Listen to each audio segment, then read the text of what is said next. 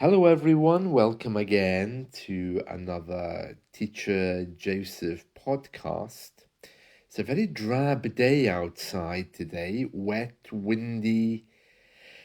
I can hear the wind howling outside the window. Howling is something an animal does when it's upset. Wolves howl, for example. Um, it's a very drab day. Drab is a word which I used in my weekly lesson this week to describe particular color schemes or things that you really don't want to see. Things which are dark, boring, dull. The weather today is drab. People can be very drab. Situations can be drab, and places can almost certainly be drab. Libraries can be drab depending on what's in them. They can be very dull, boring places. Drab is a great word to use to describe things and people which are just uninteresting, you know. This week's weekly lesson, we've been talking about libraries. And we have some great libraries here in the UK. The Royal Archives are in Windsor. I doubt very much if they have any kind of public access. But if you've ever been to Windsor Castle, the Royal Collection is there, the archives. Also, the King's official residence, Buckingham Palace, or at least his office, where the Queen used to live, that was built to house the King's Library before it was moved to the British Museum. And now it's in the King's Tower in the British Library. Very interesting. Yeah, so very beautiful, huge, absolutely huge. So if you're ever in London, it's well worth a look. Libraries are lovely places, always a little bit strange. I mean, especially in the 70s and 80s. The people who worked there, I don't quite know why, but they were always a little bit quiet, but a little bit strange. They were kind of morally judging you. You know, when you borrowed a book from the library, they kind of looked at you as if to say, uh-huh, you're reading that book, are you? Yeah, that says a lot about you. And they kind of looked up at you while they were removing the tickets from inside the book um, and placing it in a little wallet thing, which they then filed away. And then, of course, later on, they brought in some kind of scanning device. Now, that was in the 1980s, they started using scanners and barcodes. So, yeah. Actually, at one point, I thought that would be a perfect job for me. I loved libraries. But I think when the internet came, that I think changed everything. But oh yeah, libraries. Yeah, I always loved the library, and they had particular smells as well, didn't they? Because books, of course, the place was filled with paper. They had a very particular kind of scent, you know. But getting back to the staff, oh dear, yeah, they always seemed to be people who were relics of the last century, a little bit like teachers. Many of them were people who had never married. And I know in my local library, there was some issue with one of the staff members. People used to say that she was always drunk. And certainly by her behavior, it appeared that way. I don't know if that was actually true. But oh yeah, she certainly had issues, that's for sure. And yeah, I remember her. But they were always very, very quiet people, weren't they? They were always very involved in the local community. They lived locally. They usually had never married. Their dress sense was prehistoric. Yeah, they were very particular people. It's very, very curious, about libraries. And some of them were actually qualified librarians, although the ones around here, the library, of course, was considered to be a very educated job, but most of the people were just library assistants. They weren't actually librarians. Yeah, so very interesting. What's really interesting about the closure of libraries in our community is how nobody really cares. And this is something which is becoming, I would say, a bit of an issue in UK culture. The government makes all these changes, and unless people really want to protest hard, it's very hard to change things. Now, there's a news report from August 28th in a place called Huddersfield. Now, some people may describe that as a very drab place. But anyway, the headline says, campaigners set for next chapter in bid to save libraries.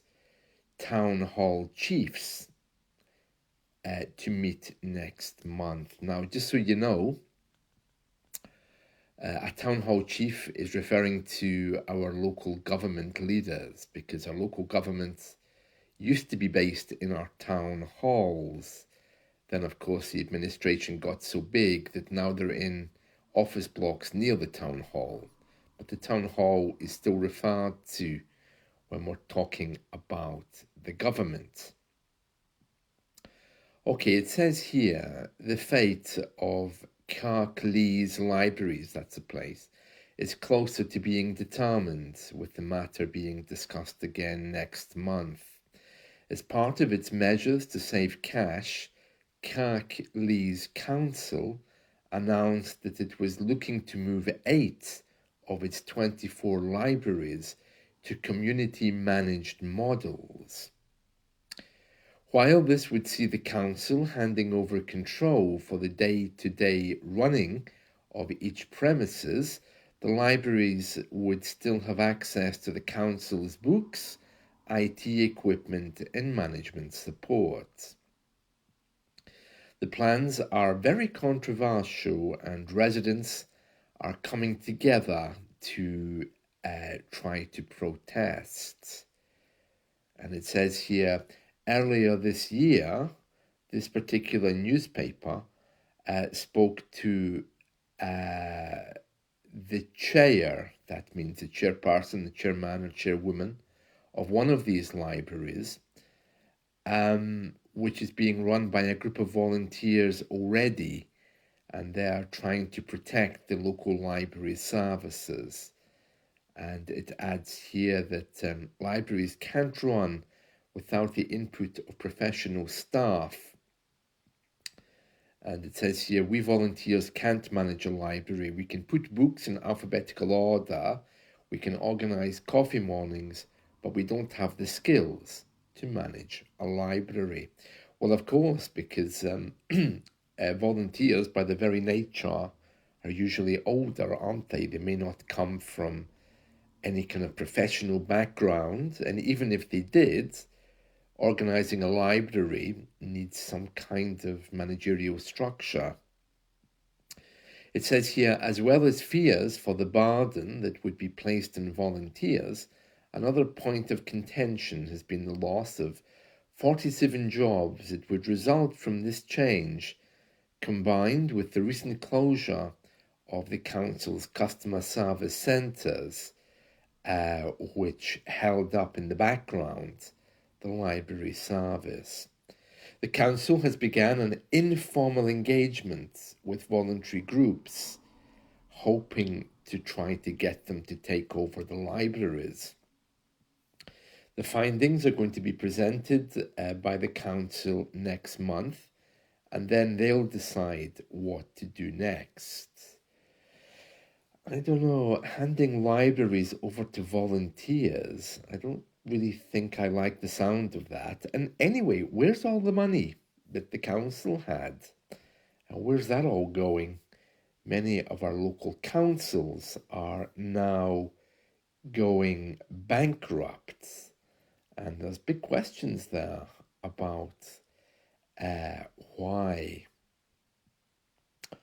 Well, as well as library exhibitions, of course, there's also photographic exhibitions pop up now and again in local libraries.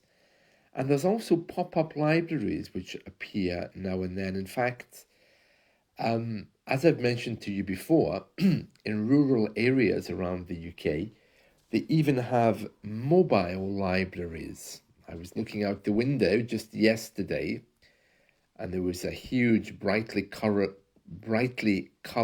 lorry parked outside. And I thought to myself, oh, what's this brightly coloured lorry parked outside my window? And written along the side was the name of my local council, and it said local library. And there was three very, very grossly overweight ladies sitting in the front looking completely miserable. So if they wanted to get rid of a library, you would think the mobile library would be the fast to go. But then that would be discriminatory against people who can't move or get out the house. So it gets very complicated, I suppose. Yeah, so there's all kinds of things regarding libraries. I think in a democracy like this, you can't just take something away from people, especially if it's something which they have. They have a right, especially people who don't get out very much, older people, disabled people who need something like a mobile library to come to them. You can't just say, "Oh well, sorry, love you, but we can't keep this up." It involves a process to make sure that no one's left disadvantaged. But of course, many of our library books are now online anyway, so I don't really see that there's any big problem.